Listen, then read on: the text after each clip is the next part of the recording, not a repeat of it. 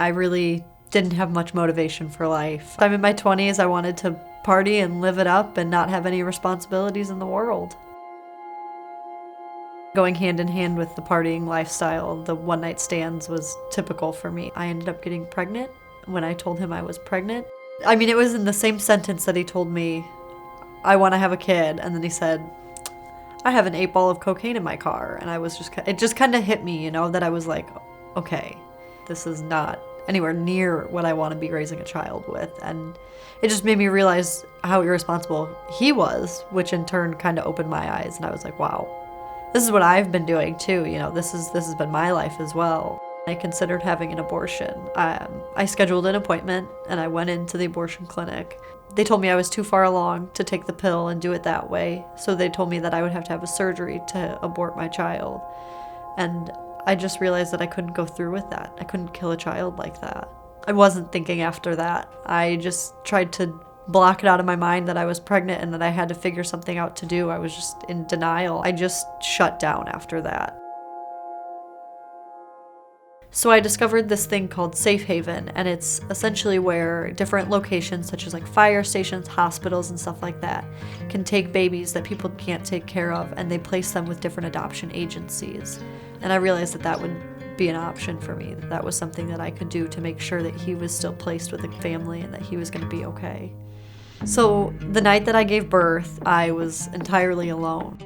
And then after I gave birth, they kept me for 3 days, which honestly is the best 3 days of my life. I cherish that time that I got to spend alone with him so much. It was like there was nobody else in the whole world but him and I. I left the hospital and I didn't want to do what I knew I had to, so I drove around for probably an hour before I had to go drop him off at the fire station in Rochelle. I didn't want to do it. I was crying the whole drive there. I was like, I don't want to do this. I don't want to be this person that just takes a kid and drops a kid off.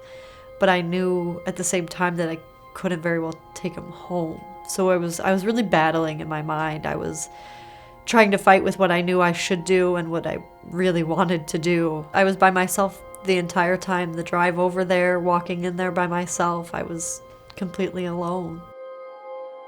So the next day, while I was sitting at home, thinking about my son, thinking about where was he, what was going on, I got a text from Rebecca from Bethany. Rebecca told me he was safe and he was healthy, and to me that meant the world because I thought I would never know another thing about my son. I thought that me dropping him off would be the end of everything that I knew about him.